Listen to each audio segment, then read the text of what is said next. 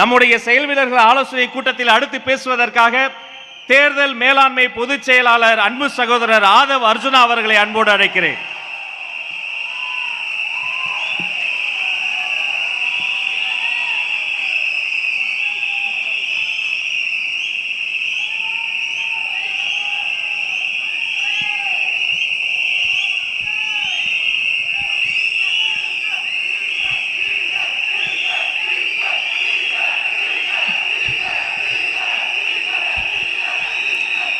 தெய்வத்தால் ஆகாதெனினும் முயற்சிதன் மெய்வர்த்த கூலி தரும்.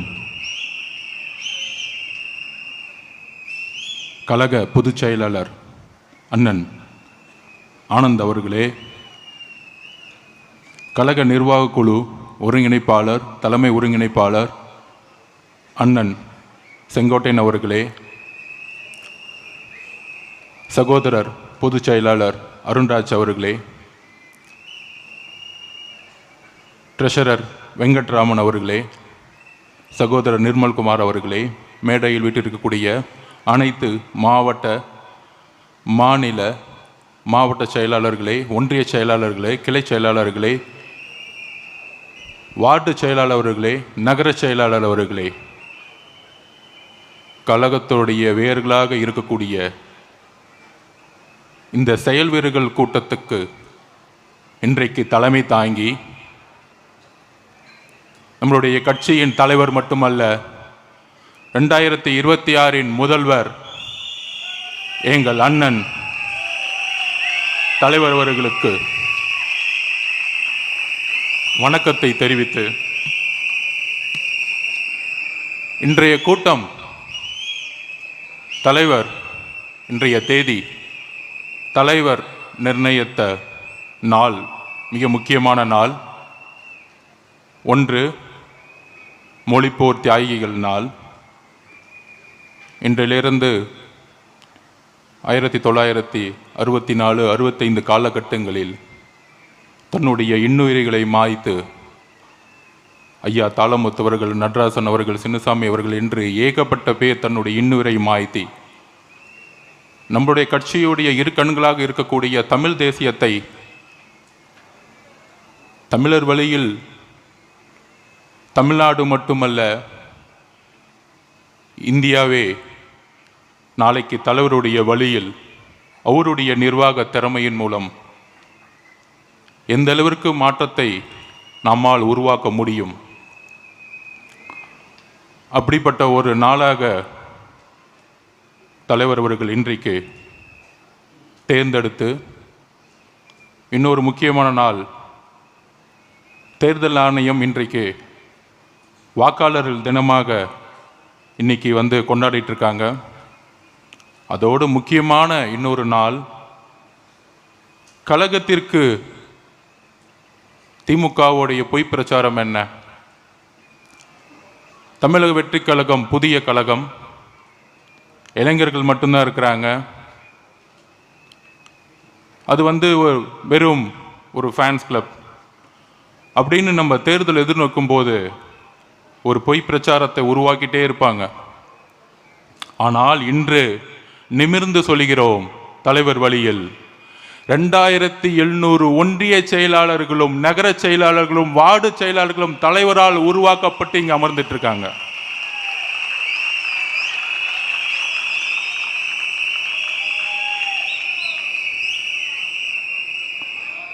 அதை சும்மா ஒருங்கிணைக்கல, எல்லாத்தையுமே கைபேசியில் மொபைலில் கனெக்ட் பண்ணி 70,000 பூத் கமிட்டி மெம்பர்ஸ், ஒவ்வொரு பூத் கமிட்டி மெம்பர்ஸ்லையும் 12 உறுப்பினர்கள், அதில் ஒன்றிய செயலாளர்கள், கிளை செயலாளர்கள், நகர செயலாளர்கள், வார்டு செயலாளர்கள் எல்லோரையும் இணைத்து சுமார் 100 டெலிகாலர்ஸ் கடந்த 3 மாதமாக உங்களுடன் பேசி இந்த எஸ்ஐஆர் பணி மட்டுமல்ல தேர்தல் அரசியலுக்கான பணிகளையும் தயார்படுத்தி கழக பொதுச் செயலாளர் ஆனந்த் அண்ணன் அவர்களும் தலைவர்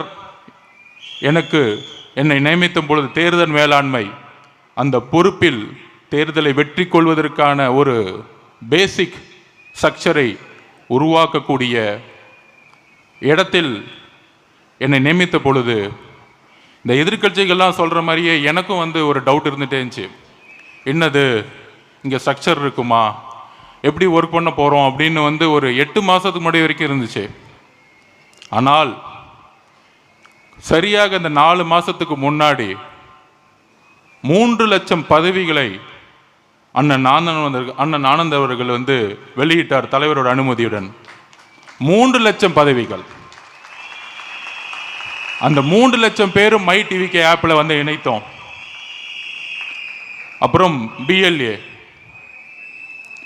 அதில் 100 டெலிகாலர்ஸ் ஒன்றிய செயலரோட டெய்லி பேசிகிட்டே இருக்கிறாங்க. கிளை கழக செயலாளரோட, மாவட்ட செயலாளரோட வீடு வீடாக எப்படி செல்லணும் எஸ்ஐஆர் பணிக்கு அப்படின்னு பார்க்கும் பொழுது இந்த எஸ்ஐஆர் பணி இருக்கே எனக்கு ஒரு மிகப்பெரிய அதிர்ச்சியை கொடுத்தது. பொதுவாக திமுக அதிமுக எல்லா கட்சியிலையும் வந்து பிஎல்ஏ மீட்டிங்ஸ் போடுவாங்க.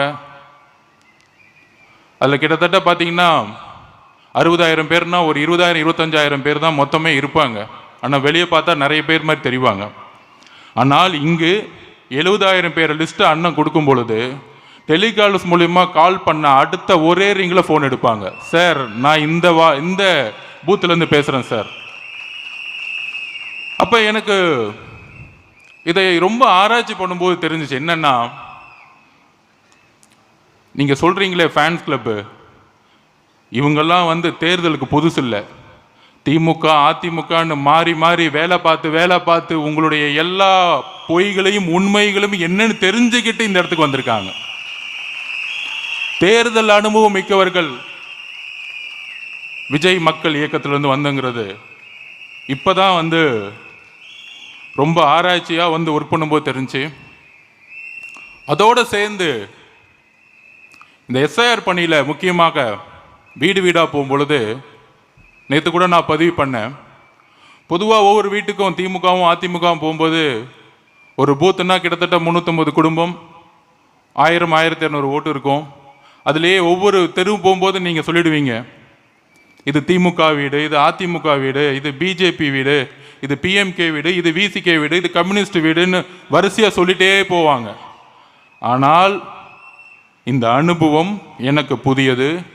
தமிழக வெற்றி கழகத்துக்கு நீங்கள் ஒரு வீடு கிடையாது. என்னடா அது வீடு, ஒரு வீடு கூட கிடையாதான்னு நீங்கள் ஷாக்கிங்காக கேட்கலாம். ஏனென்றால் திமுகக்குள்ளேயும் தமிழக வெற்றி கழகத்தோடைய ஆதரவாளர்கள் இருக்காங்க, அதிமுக வீட்டுக்குள்ளேயும் ஆதரவாளர் இருக்காங்க, எல்லா கட்சியோட வீட்டிலையும் ஆதரவாளர்கள் அண்ணனை உருவாக்கியிருக்காங்க. அதாவது எல்லாரும் இங்கேருந்து அண்ணன் டெல்லி போகும்போது நமக்கு உண்மை வேணும், நம்மளுடைய குடும்பத்தை இழந்திருக்கும், உண்மை வேணும். அங்கே அண்ணன் வந்து திருச்சி ஏர்போர்ட்டை விட்டு இறங்கி அந்த டெல்லியில் நான் அவரோட பயணித்தேன். அந்த சிக்னலில் நிற்கும். அந்த சிக்னலில் நிறைய பேர் வித்துட்ருப்பாங்க ஏதாச்சும் பொருள், எல்லாம் ஹிந்திக்காரங்க, பெண்மணிகள் தான். திடீர்னு அண்ணன் முகத்தை பார்த்து ஒரு 20 பெண்கள் ஓடி வராங்க. எல்லாம் ஹிந்தியிலே பேசிட்டு என்ன பேசுகிறாங்கன்னு புரியல, பேரை சொல்கிறாங்க. அவர் அந்த மதராசி விஜய்னு ஒருத்தர், அவர் தானே இவருன்னு ஓடி வராங்க. அப்போ டெல்லியில் இருக்கிற பெண்களை ரீச் பண்ணியிருக்கிறார். அப்போ இவங்க கேட்குறாங்க நமக்கு வந்து பிஎல்ஏ மெம்பர்ஸ் இருக்காங்களான்னு. நமக்கான பிஎல்ஏ மெம்பர்ஸ் 70,000 பேர் இருக்காங்க, அது ஓகே. ஆனால் திமுகவுக்கு இன்னும் புரியல. மதிப்புக்குரிய ஸ்டாலின் அவர்களே, உங்களுடைய அமைச்சர் வீட்டிலையும் எங்களுடைய ஸ்லீப்பர்ஸில் இருக்காங்க. திரு எடப்பாடி பழனிசாமி அவர்களே, உங்களுடைய முன்னாள் அமைச்சர் வீட்டிலே எங்களோட ஸ்லீப்பர்ஸில் இருக்காங்க. அண்ணன் திருமானன் அவர்களே, நீங்க என்ன எவ்வளவுனா திட்டிக்கோங்க, ஆனா உங்க கட்சி மாறி ரொம்ப நாள் ஆச்சுங்க. அங்க நீங்களும் ஒரு 20 பேர் மட்டும்தான் இருக்கீங்க உங்க கட்சியில. நாங்க ஏன் உங்களுக்கு பதில் கொடுக்க மாட்டேங்கிறோம்னா, ஒரு 20-30 கட்சி தலைவர்கள் மட்டும்தான் பேசிக்கிட்டு இருக்கீங்க, ஆனா தொண்டர்கள் மொத்தமா இங்க மாறிட்டாங்க. நம்ம கட்சிக்காரெல்லாம் கேட்போம், என்னென்ன இப்படி திட்டிகிட்டே இருக்காங்க நம்மள, நம்ம பதில் கொடுக்க மாட்டேங்கிறேன்னு. நண்பர்களே, ஒன்று புரிஞ்சுக்கோங்க. 2016 அம்மா சொன்னாங்க, ஜெயலலிதா அம்மா, என்னை எதிர்த்து 15 கட்சி நின்றுக்கிட்டு இருக்கு, நான் மக்களை நம்புறேன், மக்களுக்காகவே நான் அப்படின்னு சொன்னாங்க. 16க்கு அப்புறம் வரலாறு திருப்பியும் உருவாகிறது. 2026 நம்மளை எதிர்த்து திமுக கூட்டணி கட்சி 13 கட்சி, அதிமுக கூட்டணி கட்சி 8 கட்சி. அப்புறம் அடுத்தது இன்னொருத்தர் பேசிக்கிட்டே இருப்பார், பேச வேணாம். அப்ப ஆக மொத்தம் கிட்டத்தட்ட 24 கட்சி. அண்ணன் எப்படின்னு சமாளிக்கிறீங்க அப்படின்னு பக்கத்துல இருந்து கேட்கலான்னு பார்த்தேன். அதுதான் நம்பிக்கை, மக்கள் அவர் மீது வைத்த நம்பிக்கை. நீ கட்சி கட்சியா கூட்டணி உருவாக்கிட்டு இருக்க. அதுவும் திமுக இப்படி ஆயிடுச்சுன்னா, செங்கோட்டையன் அண்ணன் சொல்லிட்டு இருந்தேன், அண்ணா திமுக இப்படி ஆயிடுச்சுன்னா 2021 அப்புறம் 2021 முன்னாடி எதிர்கட்சியா இருக்கும்போது நம்ம ரொம்ப பிடிச்சி போச்சு, எல்லாத்துக்கும் போராடுவாங்க. திமுக 21 அப்புறம் 2 விஷயத்தை மாத்தினாங்க. திராவிடம் என்பதுக்கு பதிலாக திருட்டுங்கிற ஒரு வார்த்தையை இருந்துச்சுக்கிட்டாங்க. திருட்டு திமுக, திருடுறது மட்டும்தான் குறிக்கோள், நம்பர் 1. அப்புறம் நம்மளை பார்த்து ஒன்று கேட்பாங்க, தமிழக வெற்றி கழகத்துக்கு கொள்கை இருக்கா? என்னடா அது கொள்கை இருக்காவா? புரட்சியாளர் அம்பேத்கரையும் பெரியாரையும் இணைத்த ஒரே கட்சி 75 வருஷத்தில் தமிழக வெற்றி கழகம். இதை தைரியம் இருந்தா ஸ்டாலின் சார் செய்வீங்களா? உங்களுடைய அறிவாலயத்தில் நான் கேட்கிறேன், இன்னைக்கு பெரியாரையும் அம்பேத்கர் சிலையும் ஏன் இன்னைக்கு வரைக்கும் வைக்கல? ஏன் வைக்கல இது வரைக்கும்? உங்க அப்பா கலைஞரோட சிலையை வச்சிருக்கீங்க, ஏன் பெரியார் சிலையும் அம்பேத்கர் சிலையும் அறிவாலயத்தில் வைக்கலை? இதை சொல்லுங்க பெரியாரிஸ்டுக்கெல்லாம். அண்ணன் திருமாவளவன் இதை கொஸ்டின் கேட்கட்டும். நீங்க தான் ஸ்டாலின் சார் புரட்சியாளருடைய அம்பேத்கருடைய வாரிசுன்னு பெருமையா பேசிட்டு இருக்கீங்களா ஒவ்வொரு மேடையிலையும்? உங்களை ஒரு அடியாளாக பயன்படுத்திட்டு இருக்காங்க திமுக காரங்க. அதை மறந்துடாதீங்க, மறந்துடாதீங்க. அதிகாரத்துக்கு வர்றதுக்கு முன்னாடி ஒரு நிலைப்பாடு, அதிகாரத்துக்கு வந்த பிறகு ஒரு நிலைப்பாடு. நேற்று சட்டசபையில் பெருமையா பேசிக்கிறாரு, ரொம்ப சந்தோஷமா இருக்கு. என்னோட சாதனையை நானே முறியடிச்சுக்குவேன். என்னப்பா சாதனை பண்ண? அநேகமா அவருக்கு தூக்கத்தில் நடக்கிற வியாதி வந்துருந்துச்சுன்னு நினைக்கிறேன். அப்படியே தூங்கிட்டே நடந்துட்டே இருக்கிறாரு. திடீர்னு ஒரு பேப்பருக்கு எடுத்து அப்படி படிச்சுட்டு போயிடுறது. அதுல பாதி நம்ம தலைவரை திட்டிக்கிட்டே இருக்கிறது. ஆனா அதுல பேர் சொல்ல மாட்டாராம். அதுல வேற ஒரு பெரிய விஷயம். ஏன்பா இவ்வளவு பயம் கேட்கிறேன்? உங்ககிட்ட ஆட்சி இருக்கு, அதிகாரம் இருக்கு, சொந்த புள்ள வேற இருக்கிறாரு, அடுத்த 50 வருஷம் தமிழ்நாட்டை காப்பாற்ற போறாருன்னு. என்ன சாதனை தெரியுமா? பையனை துணை முதலமைச்சர் ஆக்கிட்டார். ரொம்ப சந்தோஷமான விஷயம். அப்பா எனக்கு வயசாயிருச்சு, அதனால உன்னை உருவாக்கிட்டேன் அப்படி அப்படின்னு அப்பப்ப பிஜேபி திட்டிக்கிட்டே இரு, உன்னை அடுத்த பெரியார்னு சொல்றதுக்கு ஒரு கூட்டம் வந்துடும். அப்புறம் அம்பேத்கர் வாழ்வுன்னு சும்மா மேடையில் சொல்ல, இன்னொரு கூட்டம் வந்து அடுத்த புரட்சியாளர்னு சொல்றதுக்கு. இதுவாடா தமிழ்நாடு? இதுங்கெல்லாம் தலைவருங்க 40 வருஷமா உட்காந்து மேடையில் பேசிட்டு இருக்கீங்க. எங்கு கொள்கை ரீதியாக நாங்கள் பிஜேபி எதிர்க்கிறோமோ நாங்கள் அங்கு எதிர்ப்போம். நீட்டு பிரச்சனை, ஜிஎஸ்டி பிரச்சனை, ஹிந்தி மொழி திணிப்பு, எந்த வரனாலும் முதல் குரல் எங்ககிட்ட வரும். ஆனால் இன்னைக்கு என்ன பிரச்சனை? 2026 எதற்கான பிரச்சனை? உங்களுடைய நிர்வாக சீர்கேடு. உங்களுடைய நிர்வாக சீர்கேடு ஒட்டுமொத்தமா ஊழல் மட்டுமே செஞ்சுட்டு இருக்கக்கூடியவங்க. நம்மளை பார்த்து கொள்கை இருக்கான்னு கேட்பாங்க. நான் பெரிய பெரிய தலைவர்கிட்ட கேட்டுக்கிறேன், அண்ணன் திருமாவளவன், மார்க்சிஸ்ட் தோழர்கள், கம்யூனிஸ்ட் தோழர்கள், அவங்க நம்ம திட்டக்கூடாது. ஏன்னா அவங்க அடிப்படையில் உண்மையான நல்லவங்க, சேர்க்க தப்பு, அவ்வளவுதான். அப்ப அவங்கள பார்த்து நான் கேட்கிறேன், உங்களால் ஒரு பிரஸ் கான்ஃபரன்ஸ் நடத்தி திமுக ஊழல் இல்லாத கட்சி நிமிர்ந்து சொல்ல முடியுமா உங்ககிட்ட? நான் திருப்பி கேட்கிறேன்.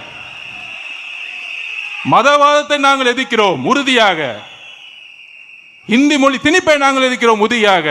ஆனால் இன்னைக்கு அண்ணன் திருமாவளவன் அவர்களோ மார்க்சிஸ்ட் கம்யூனிஸ்ட் கட்சி தோழர்களோ ஒரு மேடையில் உட்கார்ந்து இல்லை இல்லை திமுக ஊழல்வாதி கட்சி இல்லை, அண்ணன் செந்தில் பாலாஜி அவர்கள் ஒரு சிறந்த கம்யூனிஸ்ட் தோழர், அண்ணன் செந்தில் பாலாஜி புரட்சியாளர் அம்பேத்கருடைய வாரிசு, நம்ம நேரு அவர்கள் பெரியாருடைய வளர்ப்பு பிள்ளை, சொல்லுங்க தைரியம் இருந்தா. கொள்கையை பத்தி பேசுறீங்க, கொள்கையை அமல்படுத்தக்கூடிய இடத்துல இருக்க யார் இருக்கீங்க? நான் கேட்கிறேன், கொள்கையை அமல்படுத்த இருக்கக்கூடிய யார் இருக்கீங்க? முதல்வர் ஸ்டாலின் அவர்கள் சுத்தி யார் இருக்கா? செந்தில் பாலாஜி அவர்கள். செந்தில் பாலாஜி அவர்கள் அவருக்கு என்ன தகுதி இருக்கு? ஒரு 2 நிமிஷம் பெரியாரை பத்தி பேச சொல்லுங்க, நான் இங்கேயே தூக்க மாட்டேங்கிறேன், நான் இங்கேயே போயிடுறேன், அரசியல் விட்டே போயிடுறேன். ஒரு 2 நிமிஷம் அண்ணன் நேரு, புரட்சியாளர் அம்பேத்கர் பத்தி பேச சொல்லுங்க. அண்ணன் துரைமுருகன் அவர்களை ஒரு 2 நிமிஷம் தாஸ் கேபிட்டல் மூலதனத்தை பத்தி பேச சொல்லுங்க பாப்போம். அதாவது நம்மளை பார்த்து சொல்றாங்க மிரட்டிட்டாங்க, பயந்துட்டாங்கன்னு. தம்பி, ஒரு சைக்காலஜி தெரிஞ்சுக்குவாங்க. யாரு மிரட்டுறாங்களோ அவங்க தான் பயப்படுறாங்கன்னு அர்த்தம். யாரு அமைதியா இருக்காங்களோ அவங்க தான் தைரியமா இருக்காங்கன்னு அர்த்தம். எங்க தலைவர் இந்த 2 மாசமா கட்சியோடைய கட்டமைப்பை மிக துல்லியமாக ஒவ்வொரு பூத்துலையும் மக்களிடம் போய் சேர்க்கணும், டோர் டு டோரை போய் சேர்க்கணும்னு சொல்லிட்டு உருவாக்கின பணியில இன்னைக்கு அதோடைய வெற்றிக்கான ஒரு கூட்டமாக தான் இன்னைக்கு நடத்திக்கிட்டு இருக்கோம். அவர் பேசல. இன்னைக்கு 5 மணிக்கு மொழிப்போர் தியாகிகளை பத்தி முதலமைச்சர் ஸ்டாலின் சார் பேச போறாரு. நம்ம மீட்டிங் முடிஞ்சோன்னு தான் பேச போறாரு. நீ எழுதி வச்சுக்கோங்க, 400 பேர் பார்த்துட்டு இருப்பான் எல்லா சேனல்லையும், யூடியூப்ல 400 பேருக்கு மேல தாண்டாது. அந்த 400 பேருக்கு ஒரு பெரிய ஐடிவிங்க, அதுக்கு ஒரு மினிஸ்ட்ரி, அதுக்கு ஒரு செய்தித்துறை. எங்கள் தலைவர் இப்ப பேசுறதுக்கு அடுத்தது பேசுறதுக்கு வெயிட் பண்றோம் பாத்தீங்கன்னா 5 கோடி பேர் வெயிட் பண்ணிட்டு இருக்காங்க. 5 கோடி பேர்.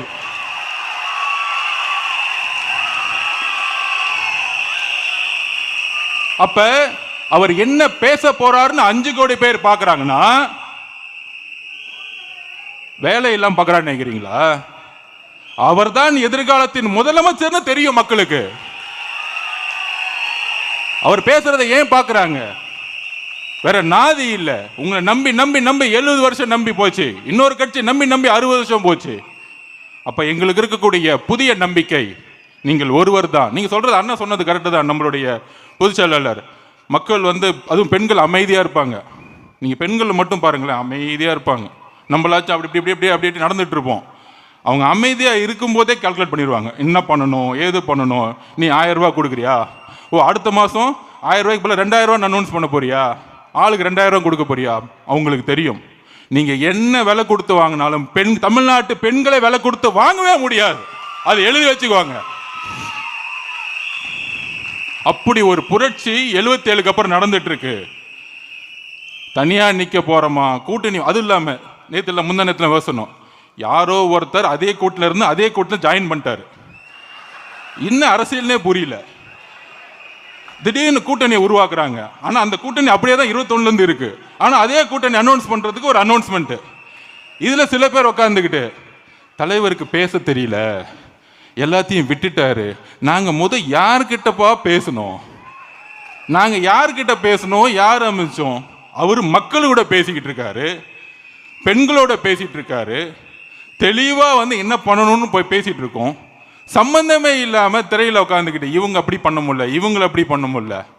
எம்ஜிஆர் கட்சியை உருவாக்கும் பொழுது கூட்டணி கட்சிகளை நம்பி கட்சியை உருவாக்கல. எம்ஜிஆர் தாய் குலத்தை நம்பி உருவாக்கினார். அதே போல எங்களுடைய தலைவர் தாய் குலத்தை நம்பி மட்டுமே கட்சியை உருவாக்கினார். சோ இனிமேட்டு இந்த கொள்கைன்னு பேசினாங்கன்னா ஸ்டாலின் சார் சுத்தி இருக்கிற ஒரு 10 பேர் எடுத்துக்கோங்க, கொள்கையை பத்தி ஒண்ணுமே தெரியாது. இதுல வேற மிரட்டிட்டாங்க, பயந்துட்டாங்க. சிபிஐ ஆபீஸ்க்குள்ள நுழையும் பொழுது 10 பேர் ஓடி வருவாங்க செல்ஃபி எடுக்கிறதுக்கு. எனக்கே ஷாக்கு, என்னென்ன எங்க போனாலும் உங்களுடைய ஆதரவாளர்கள் வச்சிருக்கீங்களே. அதுல முக்கியமா நிறைய பேர் இவங்களுக்கு சிம்பிள் கிடைக்குமா, அப்படி கிடைக்குமா, 234 தனித்தனியாக கொடுத்து இவங்களை காலி பண்ணிடுவாங்க. நான் திருப்பியும் சொல்றேன், அண்ணா, இந்தியா முழுசும் எலெக்ஷன் கமிஷன் மேல பெரிய நம்பிக்கைகள் யாருக்கும் கிடையாது. ஆனா உங்களுடைய ஏதோ ஒரு ஃபேன் உங்களுக்காக சைனை போட்டு விசில் சின்னத்தை கொடுப்பா, யார் எதிர்த்தாலும் பரவாயில்ல அப்படின்னு ஒரு கூட்டத்தை இந்தியா முழுசு உருவாக்கி வச்சிருக்கீங்க. பாத்தீங்களா? ஒரு நேர்மையான ஒரு அதிகாரி உங்களுக்காக, உங்களுடைய முகத்திற்காக ஒரு சைனை போட்டாரு பாத்தீங்களா, எனக்கே ஷாக்கு.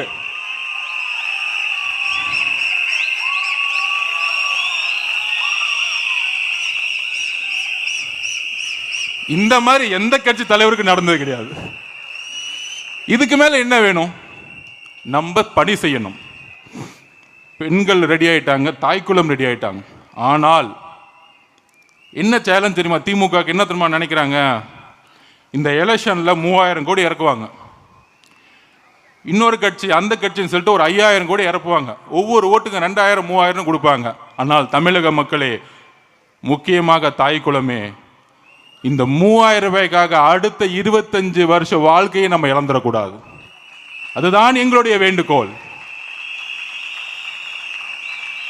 அவருடைய நீங்க பார்த்திருப்பீங்க ஆடியோ ரிலீஸ்ல, மலேசியால என்ன ஒரு பெரிய கூட்டம், எத்தனை பேர் தன்னை ஒரு எவ்வளவு பெரிய அன்பு இணைப்பு. அந்த உலகமே ஒரு என்ன மாதிரி உலகம், எவ்வளவு ஒரு எல்லாமே கிடைக்கக்கூடிய புகழ் இருக்கு, பணம் இருக்கு, எல்லாமே இருக்கு. இன்னும் 20 வருஷத்துக்கு அவர் இந்த துறையில எங்கேயோ போயிருக்க முடியும். ஆனால் ஒருத்தர் புதிதாக கட்சியை ஸ்டார்ட் பண்ணி அங்கிருந்து திருப்பியும் நான் உச்சத்தை தொடுவேன்னு கூடிய ஒரு நம்பிக்கை இருக்கு. அந்த நம்பிக்கை எந்த மனுஷனுக்கும் வராது. உண்மையாக சொல்றேன். நான் விளையாட்டு துறையில இருக்கேன். இன்னைக்கும் காலை 6 மணி கிரவுண்ட்ல இருக்கிறேன். எனக்கு பிடிச்ச துறை. 30 வருஷமா இருக்கிறேன். என்ன அரசியல் வந்தாலும் காலையில் முதல்ல 6 மணிக்கு விளையாட்டு துறை இருக்கலாம். ஆனால் 33 வருஷமாக தான் விரும்பிய துறை, தான் நம்பிய துறை, மக்களால் இணைந்த துறையோ அப்படிங்கிறதுல தூக்கி போட்டு வர்றதுக்கான தைரியம் உலகத்தில் எந்த மனிதனுக்கு இருக்காது. அப்ப ஒரு தலைவர் தைரியத்தால் உருவாக்கப்படுவோர் அல்ல. ஒரு தலைவர் அன்பால் உருவாக்கப்படுவர் அல்ல. ஒரு தலைவர் தியாகத்தால் உருவாக்கப்படுபவர். இதுதான் அண்ணா சொன்னார். ஒரு தலைவருக்கான தகுதியை தன்னை தியாகம் செய்யணும். தான் குடும்பத்தோட பையன் அடுத்த தன்னுடைய பேரனை அவருடைய சட்டசபையில் சொன்னார் தெரியுமா? என்ன சக்சஸ், பையன் துணை முதலமைச்சர், அடுத்த பேரன் இளைஞர் அணிக்கு, அதுவும் நடிக்கிறேன்னு சொல்லிட்டு அந்த பையன் அழுதுகிட்டு இருக்கான், உட்காந்துக்கிட்டு வீடியோ வந்துட்டு இருக்கு. ஏன் அழுதுட்டு இருக்கான்னு தெரியல. ஸோ இந்த மாதிரி குடும்பத்தை செட்டில் பண்றது தான் அவருடைய சந்தோஷம். ஆனால் எங்களுடைய தலைவருடைய சந்தோஷம் ஒவ்வொரு குடும்பத்தையும் தன்னை போல செட்டில் செய்யணும்னு நினைக்கிறார். இங்கதான் வித்தியாசம். திமுக நமக்கும் என்ன வித்தியாசம் அப்படின்னா, இதுதான் வித்தியாசம். உங்க குடும்பத்தை நீங்க செட்டில் பண்றீங்க, தமிழகத்தோட ஒவ்வொரு குடும்பத்தையும் செட்டில் பண்ணணும். நல்ல விதமா கல்வி, வேலை வாய்ப்பு, மருத்துவம் எல்லாத்திலையும் ஒரு நேர்மையான நிர்வாகத்தை உருவாக்கணும்.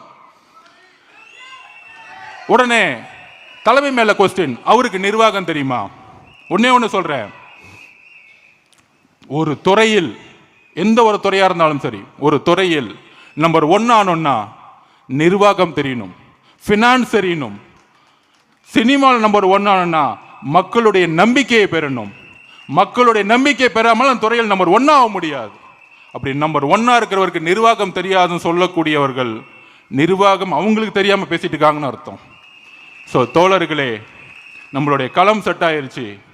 இங்க கிட்டத்தட்ட நம்ம 3 லட்சம் பேர் இன்றைக்கு நம்மளுடைய பணியில் இருந்துகிட்டு இருக்கோம். உறுதியாக சொல்றோம், நிறைய பொய் பிரச்சாரங்களை உருவாக்குவாங்க.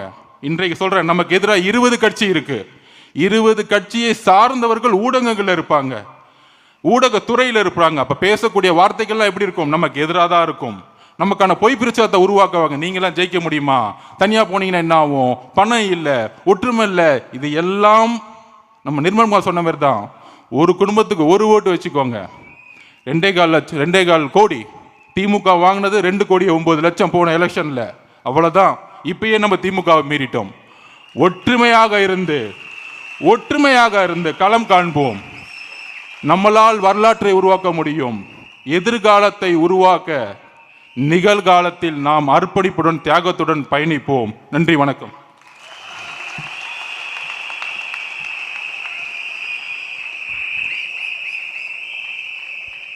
ஆதவ் சார் பேசும்போது கேட்டார், ரஷ்ய புரட்சிக்கே காரணமாக இருந்த கார்ல் மார்க்ஸை பேசுவார்களா, தாஸ் கேபிட்டலை பேசுவார்களா? பக்கத்தில் இருக்கிற பரந்தூரையும் வேங்கவேலை பத்தியுமே பேச மாட்டாங்க. ரஷ்யாக்கு இப்படி